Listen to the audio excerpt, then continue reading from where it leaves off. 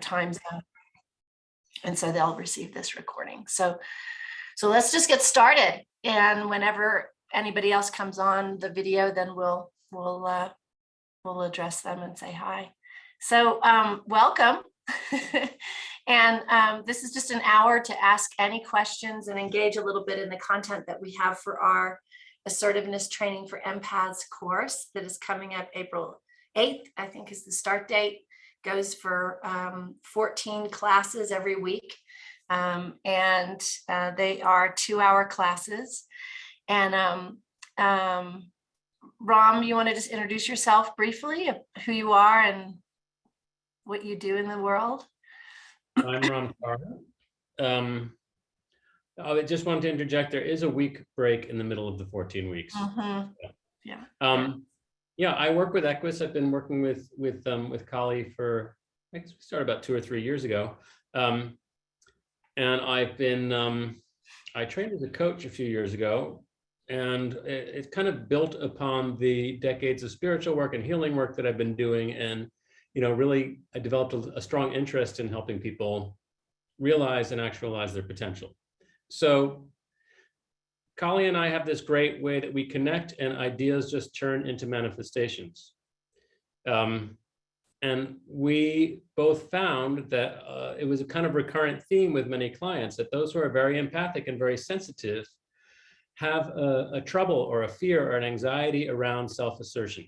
So we began looking at that, and then one of us said we should do an Assertiveness for Empaths course, and it was like, yeah, let's do it, and took off. So yeah, we've had 2 cohorts so far, and the benefits and the impact that the course has had for everybody has been more than we possibly could have imagined. People are saying things like, my entire life has changed. Everything is completely pivoted. And there's an overall sense of not just self-agency, but through their own self-agency, granting agency to others in ways that wasn't possible in their dynamics before. So greater levels of compassion, greater levels of asserting oneself just in the world with their purpose and what they want to do in the world, and how they want to take up space in a room and what they want to create for themselves, in addition to like boundaries and healthy self-entitlement and creating new alliances with people. And fearlessness. These are some of the things. So a few people are joining by phone, and so welcome. I'm going to throw up, how about I throw up a slide, Ramcharan, of just the syllabus so people can see what we're going to be exploring for the 14 weeks, and then we can open the floor to questions. How's that sound? Sounds great. Okay, great. So we have 14 classes. Class 1, excuse me, I have morning throat. Class 1 is introduction and just a baseline and how we're going to work together. Then what is an empath is class 2. So we explore sort of the neurobiology and the neurochemistry of empathy and the different kinds of empathy. Ram, I'll do the first 7, you do the last 7. How about that? Yeah. 3 is the body as a barometer of self-awareness. So a lot of our work in this course is around somatics, how our body interfaces with being alive, with the world, how to become more literate with the signals that the body gives us, and informed, and how to work with all the different ways our bodies get activated in the face of assertion. What is assertiveness? Is class 4. Class 5 is discernment. This is where we take a little bit of a deep dive into toxic relationships, personality disordered individuals that may be in our life, because empaths tend to attract, tend to oftentimes come from families where these types of personalities have been a significant parental figure in our life. And because we're empaths, we tend to attract these kinds of personalities as well. And so this is a real interesting class about discerning those types, because that's a different kind of assertion that we want to make with those individuals. Class 6 is the care and feeding of empaths. And class 7 is we start to get into boundaries and different kinds of assertions, lines in the sand, what's okay, what's not okay. Go ahead, Ron. Yeah, and then we continue with self-agency and other assertions. We actually added an extra class in there from what we had previously because we found that deserved more exploration. Self-agency, it takes on so many forms. It's with our close relationships, it's professional, it's how we, expand ourselves creatively. So we wanted to give more space for that. Difficult conversations, candor, care, and challenge. This is a great one. It's really taking it where the rubber meets the road.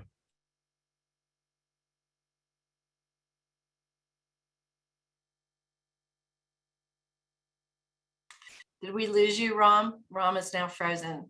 I'll take over. The rubber just met the road. Rubber just met the road. That's right. Thanks, Andrew. So are you there, Ram? You froze for a second. You were on class 9. What's funny is I saw everybody else freeze and I was still moving and talking. Okay, I'm back. Yeah, difficult conversations. Yeah, again, rubber meets the road.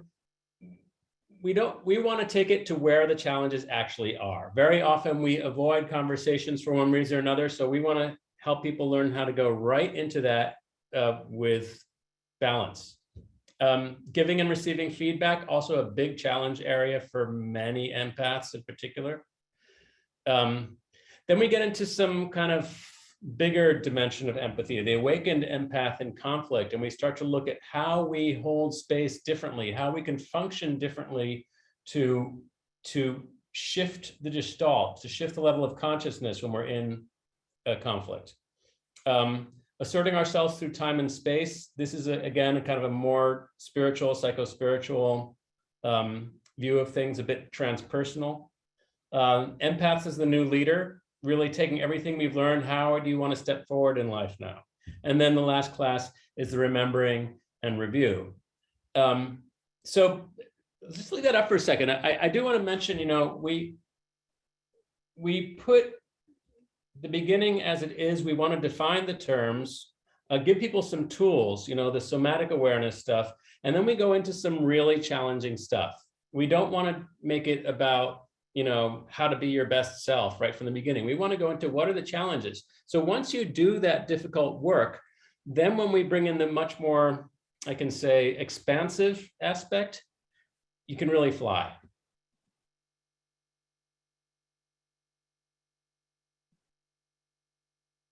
Kali, you're muted.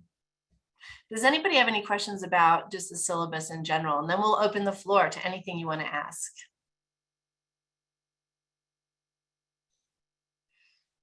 I guess the last thing I want to say about what the syllabus evokes for me to share is the different aspects that we're bringing into the course.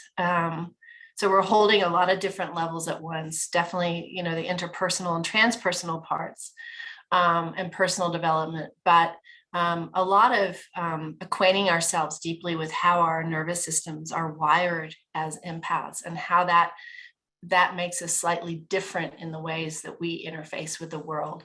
And then there is for lack of a better word, a spiritual aspect about our beingness, the way we resource ourselves as empaths through stopping and dropping in and being with a greater sense of ourselves, a greater sense of consciousness. So that is very much woven into the framework. Do you add anything there, Ramcharan? Yeah, I'd say, another way to look at it maybe is it's a balance between process work and kind of presence work, where the presencing is just deepening into your being and really drawing on your intuition and your ability to just allow your innate intelligence to flourish. And the process work is, a little more engaging in the psycho-emotional level. And we find that those two really need to interact properly in the learning experience. Again, another reason why we expanded the course a little bit this time. Give it more space.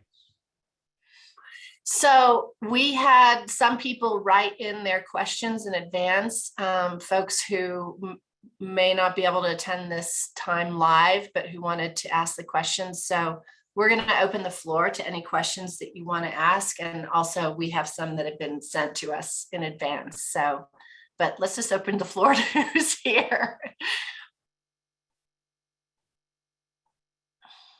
Dee, you have anything you want to ask since your video's on?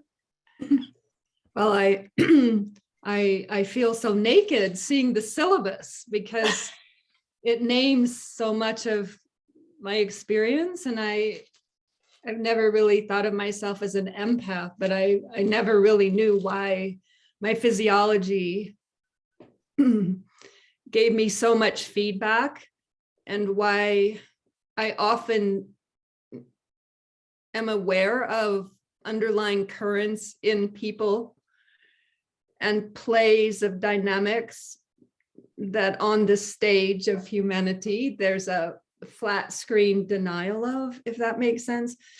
And that's been very hard to learn how to cope with, in addition to having come out of one of those households with, you know, strong personalities where it wasn't also safe to, like we talked about, it wasn't actually safe for sure to say my own view. So I'm just touched by the depth of the syllabus, and really fearful to start, but also not fearful. I mean, fear almost comes up, but I feel just very so ready. It's just like so ready to just get on with it and learn how to live in my own skin, to be of use, to be of greater use. So I think that's the main thing I have to say right now. Yeah, beautiful. And it sounds like what you're talking about is what we call it a healthy self-entitlement. Mm. You know, empaths often learn that they have to take care of everybody else, and the sense of self just doesn't really get supported when you're young, and oftentimes that just continues through life. So there's a lot in the course on really the neuro rewiring of healthy self-entitlement. Yeah. And I think it's a healthy response to feel just a little bit of trepidation about like what that is going to mean, because you are going to be pushing through new, through old patterns into new patterns, which can be very activating. But we normalize that, and I think one of the part of the secret sauce of this course is that you have the course is limited to 12 people. At first we opened it to everyone, and we found that it's so intensive and so deeply personal what everyone is going through that we had to limit it so that we could really give everyone the attention that they needed. And so what's happened in the class of 12 is a beautiful community of people who really have your back. In between the classes, there's one-on-ones, so that there's a real sense of a co-creative learning community that happens, and you don't feel like you're in it alone at all. And this really helps get over the scary parts. Yeah. Yeah. Thank you. Mm-hmm. In a way, that is it's a teaching about the superpowers of empaths, that as the group drops in and gets vulnerable and genuine together, then we find that by being of support to each other, we turn that from the vulnerability ceases to be seen as a liability, and then we find how much strength there is in that. Yeah, really well said. Because it does feel like a liability, and as empaths, we feel so much, and it can make it very confusing. What's mine, what's yours, what's all of ours, does it even matter, all of that. Yeah. Andrew, I saw you de-mic'd yourself. You unmic'd yourself. Unmuted. How do you answer the question about how this approach and this content is different than some other assertiveness thing that someone else might do? Because there's a lot of things out there. So how do you respond to that? I'll let you go, Ram, and then I'll go. Well, because we're pitching it at people who are really sensitive, I have not done a lot of the assertiveness trainings, but I remember like in the 70s and 80s, people doing EST and then Landmark, and it kind of turned people into assholes. there wasn't a sensitivity. They would just come across like, well, I need to tell you what I think, or like, you know, I'm sure there are some out there that are more sensitive, but I haven't seen them. So we're not telling people to be blindly and unsensitively self-assertive. We're really trying to hold in a way, the sacredness of, for an empath, the sensitivity, and not to just try to cover it over or look at it as something to be avoided. So it's really about embracing really the totality of your experience and finding a real balance instead of overpowering some of, you know, what might be seen as a weakness. Yeah, that's really well said, Ram. Because oftentimes with these other courses, it's kind of manufacturing some kind of synthetic shell over oneself so that one can just like muscle up and say all the right things and, you know, work off a certain formulaic idea of what boundaries are. And I think that the underlying premise between Ramcharan and I, and under EQUUS, is this understanding of oneness that exists, that we are all one heart, and that there is no other out there that we have to do battle with. And so this premise brings in so much more dimension to the work. I'd say what else makes this coursework different is that we are trauma informed. So a lot of what forms an empath's neural networks is trauma. Not always, but very often. We learn to become very sensitive because we've had events in our lives that caused us to really develop sensitive neural networks that would feel what it's like out there, because we felt in a sense unsafe. So we work with how that shaped us as individuals and adults and children. And then there's the piece about being neuro-informed. Well, I really have the morning throat this morning. It's just going to have to sound like this. And using neuroplasticity and neural rewiring to help us create and build new behavior patterns. So we're not just sticking something on somebody's head from a cognitive point of view, we're really shaping how people's bodies respond in different situations. And I think that this translates into sustained long-term transformation and change for folks. And I guess the third piece that makes us different is the community that we build, that there is a rich, empathic, compassionate, committed community that we foster, so that Ram and I aren't the experts anymore, and people start to, you know, head down a runway of possibility for themselves, and they become their own good company for each other. Wouldn't you say, Ram? Very much so. Yeah. We have a few people on, but a lot of people, we're just, you know, interrupt us as we answer questions. Put your hands up virtually and we'll answer your question.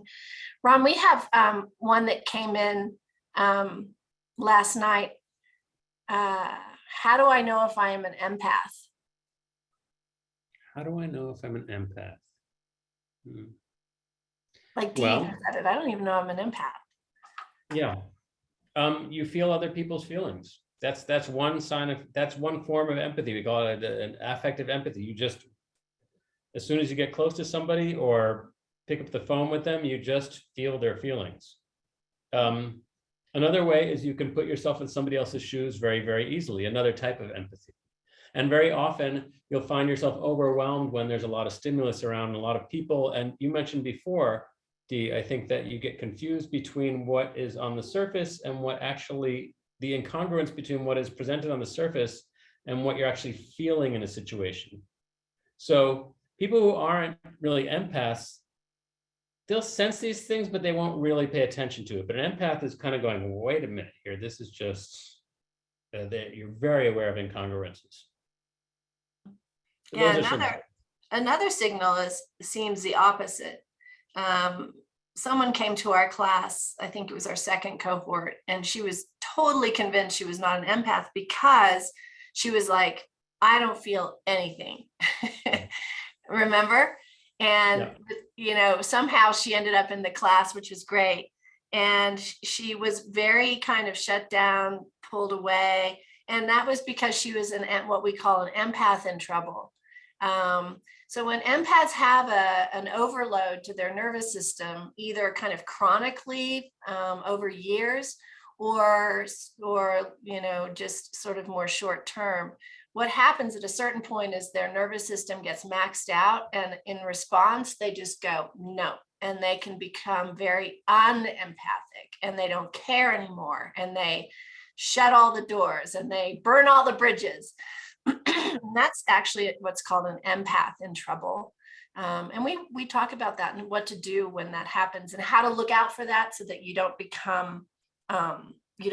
actually become an empath in trouble and damage things that are, precious to you inadvertently. Yeah. Ram, you had some questions that came to you. You want to throw one our way? Yeah. There was one here. How does the course help people overcome the fear of taking action? That's a great question. Yeah. Do you want to start on that one? Well, for starters, the fear will come up because, and it may come up for a long, long time because you've been practicing non-assertion for decades, probably. And so that pattern is really solid in your nervous system. Anytime that you're moving from the known to the unknown, your amygdala, your sort of more reptilian part of your brain will get activated and it's sort of like, stop, go back to how you've been doing it. So the first thing we do is we normalize that response and teach you how to manage that in your body so that you can have capacity to experience that fear and still say what you need to say or do what you need to do. So it's not really about having the experience of having no fear, but knowing what to do with the fear that's an inevitable part of starting to assert yourself in the world. Well said. Yeah, and I think also that, just because we bring these things out in the class and we examine it together, that process by itself, anybody who's had any coaching done, that there's tremendous power in that. It takes away a lot of the fear when you're especially with somebody else or a group, and you examine these things together. So we'll do some journaling around it and have people do breakout rooms and then come together in a group. And I find there's a kind of a living discovery that happens. So, it stimulates insight, and that empowers people. So that then when we send them off into the homework, and we'll talk more about that, this whole relationship lab thing, we're sending people out to put into practice what you've learned in the class, and slowly, and come back the next week and tell us how it went, tell us how it didn't work. Slowly, because we have months together, by the end of it, typically people have really shifted so that, yes, the fear will still arise, but it's not stopping them. It's just, they know how to maneuver around it. No longer this giant block. Do you want to, since you talked about the relationship lab, do you want to talk about that a little bit, Ramcharan? Yeah, I came up with the term relationship lab. I thought that, I think any key piece of self-transformation work is, well, you transform your life. It's not theoretical. So you can start to look at all your relationships around you, even, whether it's with a significant other or, a child, a family member, a friend, a colleague, even the gas station attendant. They're all places where we can start to become more aware of how we are acting in relationship and start to shift the script a bit and start to experiment with, wow, I had this insight in class, and then I learned, kind of visualize this way that I could do it differently. So then go and try it, see how it works. So it's really cool. because the reports we get back from people is so juicy, the way people come back. And, oftentimes things don't work out very well. Sometimes they work out very well. But what often happens is that people have been locked in a certain way of relating. And when they start to shift it, it allows for a whole new dynamic to come in. And again, living experience of discovery rather than head learning. Yeah. Yeah, we have a motto, fail and fail fast, or fail and fail forward, because it's not about getting it right. It's just about, what do you learn? Like, what happens when you said something different inside a relationship that is used to you being the primary caretaker, the primary caregiver, and what happens? And sometimes things blow up. And that's okay. That's totally okay. Okay, what did you learn? What went well? What didn't go well? What part of it could have been handled differently? What were some of the unspoken messages that were being transmitted through your body posture, through your tone of voice, through an assumption you were holding about the other person? All kinds of really, really interesting stuff. Also, it could be simple, like at the grocery store, like, yes, I do want you to help me put the things in the bag. Right. Because empaths can be very people pleasing. Like, no, I don't need help. So mix it up. And then come in and really look, how did your body feel when you did that? What was the whole emotional cascade you went through? So, life is full of potential learning experiences. Yeah, maybe this is a great moment, Ramcharan, to just talk about some of the components. So we did the syllabus, but there were components. Like, what is it like? No. So we start with a meditation, right? That we always start with a meditation and presencing. There's a check-in where people are sharing about some key insights. Then we have dialogue about the relationship lab and what went well, what didn't go well, what we needed help with, where the questions are still lurking. And then there's new material. We do a lot of journaling, dyads, triads, discussion groups. What else, Ron? What am I thinking of? There's a lot of times somatic component, particularly when we're learning the somatic part, no surprise, but really teaching people to get body literate, to be able to understand the language of your body. So we would return to that. Lots of experiential processes. Yes. Right. Material to read, and then there's a hefty bit of homework, and that is by design. We intend to overwhelm you, especially in the beginning, and there's a point where folks kind of might start complaining and kind of like not liking us quite so much, and that's okay, because again, you have been, or the empaths in the course have been practicing certain patterns their whole life. And what we are intending to do is kind of elbow in to your daily life a whole other commitment that is about you and about, a lot of people who come to our course they've had enough. They've just had enough. And they don't want to do this the same way anymore. And they're starting to see the impact that their lack of self-agency is costing them, even if they're high-performing senior level managers and CEOs who do amazing work in the world. And yet they go home, or they're with their friendships or whatever, and they just feel completely like that's not happening there.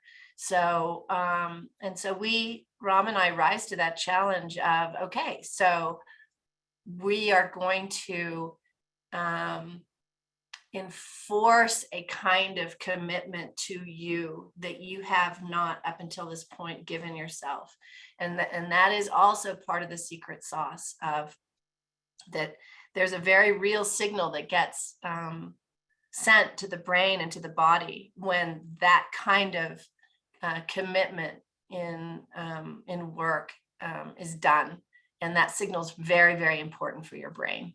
That's, I think, part of what really shifts things. And then there in the relationship lab and the homework, there's some reading, and then there's also pairing off. So you'll pair off with one of the class members and we alternate around, and you'll have an hour together between class to work the work, to coach each other, to take turns. We do a lot of role play as well. We have a lot of fun with role play because we find that as empaths, we haven't, or we've often been raised in families that didn't know how to articulate healthy self-agency. And so we don't have those scripts in our brain. We don't have the words even. And so role play really helps us to find that as well. Yeah. Question came, let's see. Oh, we've done the key components. So, okay. Why is it so hard to be assertive? What's behind that? Ram, I'll toss the ball to you, then I'll come in. It comes back to trauma that was mentioned. Mm. Nervous system trauma. So it's and we address it from a somatic perspective. It's that, you know, everybody has some trauma layers in there. You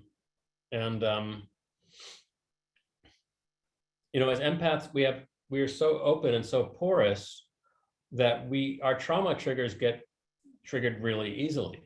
So particularly around assertion, because I think, as we mentioned earlier, empaths typically learn early on that because they're feeling the other's feelings, as children, they believe they're responsible for the feelings of others. We can have that feeling, so I have to take care of my parents, you know, rather than being taken care of, we can turn into caregivers at a very young age. And there's a hardwired fear of upsetting the status quo, rocking the boat, a fear of the unknown, what's going to happen, because there's these huge forces, and better to just kind of like be nice and not assert oneself too much. So that's very often where we come from as empaths. So that's the question, why is it so hard to be assertive? This is why then we do a really clear upfront somatic trauma, kind of give you a basic understanding. Obviously, it's not a training in how to do, you know, somatic trauma work, but just to give you the basic idea so you can start to understand what is the language of your body, what's happening when you feel that you want to be assertive and something in you is hesitant or fearful. You can actually get an understanding of why that's happening, but then also sense what's happening in the body. You're learning the language of your nervous system. And that, again, just as we know, naming it, understanding it, gives you some perspective and gives you the beginning of a way to start to navigate how to downregulate your nervous system. Again, changing the script, changing the wiring inside so that those fear responses, trauma responses aren't stopping you. Mm-hmm. Then actually, the beauty of the trauma work is that energy that was locked up in avoiding or managing the nervous system response, that then frees up that energy to give you a lot more energy to do to take the steps for in whatever way you want to assert yourself. Mm-hmm. It turns into a healthy self-entitlement. Mm-hmm. That's so well said. I love that. You know, when we speak about trauma, we don't mean like capital T, like, you know, someone heavily physically abused you or somebody died who was important in your life. We're talking little t, like that everybody has it. And that the stories and messages we took on as young people, if someone just left us in the car a little too long because they were busy, or someone forgot to listen to us when we fell off our bike or whatever, that those things are in there. But to our brain, and so as Ram often says, and Ram's really carries the trauma piece super well, trauma isn't stored in the brain, trauma is stored in the body. And so you can have all your, you know, your understanding about how to have self-agency and how to set boundaries, but to your body, when you state a preference or how you would like something to be handled, or when you say the word no, even the word no can be very, very activating, because to your body, that could be the choice between being loved and not being loved. or being a member of the family or not being a member of the family, or surviving or not surviving. And that's very real to the body, that for the body is in real time right now, present today, even if that trauma happened when you were 2. So that's why it's hard. So actually, and to follow up on that, for the body and the nervous system, the threat that it interprets being assertive as is actually an existential threat. So to simply say, God, what's the matter with me? How come I can't just do this? It's out of, nobody tells us this. Nobody helps us understand this language that our body is telling us. It wants to be heard. It wants to be explored. Once it's explored, embraced, understood, accepted, moved through, then we can start to take that energy in a different direction. But unless we really get present with it, it's going to continue to trip us up. Mm-hmm. Yeah. And because it feels so bad, then we tend to just subconsciously move away from that discomfort. And so then we won't assert ourselves. Right. Exactly. And so we really help to turn all of us, ourselves included. Ram and I are constantly learning and growing in this class, into warriors who are okay to turn and face discomfort and know how to be with it. And that sort of really helps us a lot. There's something else that you said, Ram, and now I can't remember that I wanted to riff off of, but anyway. So Dee, Andrew, since you're here on the camera, do you any other questions you have? Or anybody, any of you on your phones, you're welcome to unmic and or unmute and ask a question.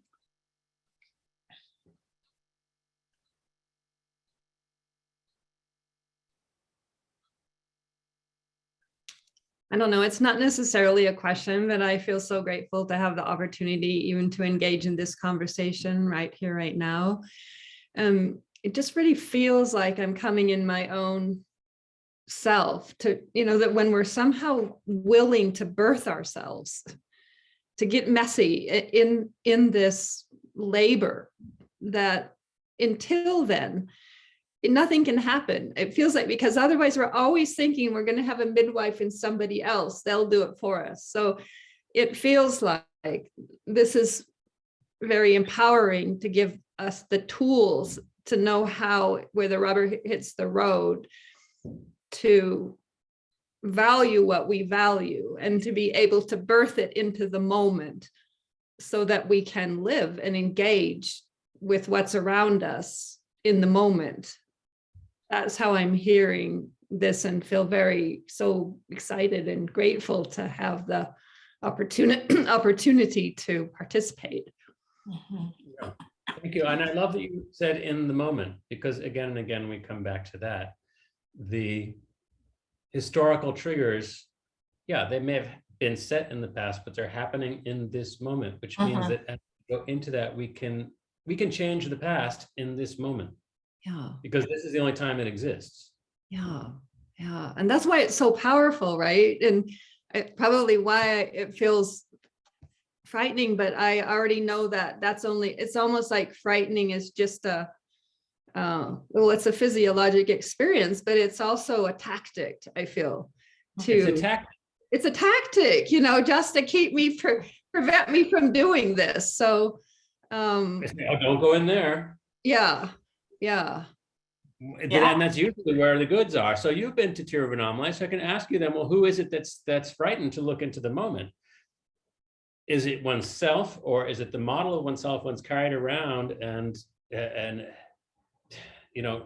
obviously that's this kind of set up question, but typically we inhabit this model of ourselves. We don't question it. So that's why at some point in the course, we go into that kind of more transpersonal or spiritual view. Yes, you've done all this work on yourself on the personal level, but also, hey, you get to look at it from a whole other perspective. Mm-hmm. Yeah. And speaking of which, we also examine ways that we spiritually bypass to avoid this assertion piece. And that's really important, because we do have a lot of people who join the course who've spent years as practitioners one way or another, who are meditators, who just hang out in those realms. And so we kind of shine a light on these tricky forms of resistance that parade around as high spiritual platitudes that really are just cowardice, or just resistance. And that's super powerful as well. Things like, I'm just going to drop it. I'm not attached. I'm just going to let go. Right. I really, we have a lot of fun with that. What's Pema Chodron call it? Idiot compassion. Yeah. So. Well, if we don't have any more questions, is there anything else you want to add, Ram? And then we can let everybody go on with their day. Just super excited to do this course for the third time. Every time we do it, we learn more and we bring more into the course. And about this one, I've been excited about it since we started, but this one I'm super excited about. I feel like we've got our chops down so well now that it's just to be like kick-ass course. And anything else to add? Kick-ass in a loving way, you mean? Yeah. See. That's right. We, like you say, you may not like us in some parts of it.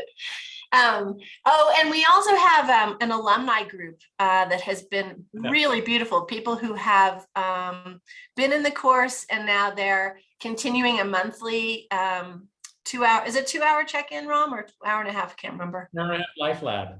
A life lab, we call it. And so everyone just brings, they've already done the course, they know the language, and then they're there to just keep the momentum going, so that because this is intense work, and it does take time to learn new habits and to become this empowered empath. And so we're in it for the long haul with folks, and that's been a really, really beautiful community that has unfolded. So yeah. Life Lab is super powerful. Yeah, Andrew. So is that lab a scheduled thing that connects once a month or something like that? Is that how it works? That's very cool. Great. Yeah. And it's super powerful because there's not, at that point, everybody is their own expert. I mean, they're not looking to us for teaching. We just get together and talk and share insights. And I have to say, that's when it really gets astounding. And we don't just leave people with like, okay, did the course, bye, have a nice life. It's like, no, you did, now it's beginning your life. Right. Yeah. We have people who have started businesses because of this course, who have started families because of this course, who have ended very toxic and life depleting, and I can say disease making situations in their life. It's been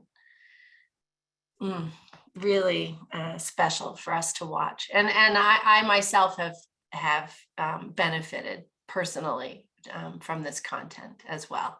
So yeah. So should we say goodbye, Rom? Yeah. Thanks, everybody. Thank you for being here, and we really look forward to seeing you in the course. Dee, it was nice speaking with you. Nice meeting you here, and I hope to see you if you join us. Same. I really look forward to this. Really, I just thank the gods, and everything it takes in the moment to arrive in the moment, and then to be surrounded by other, open, I don't know, I don't want to, I just feel grateful. So thank you. Look forward to it. Yeah. Okay. All right. Bye, everybody. Ciao.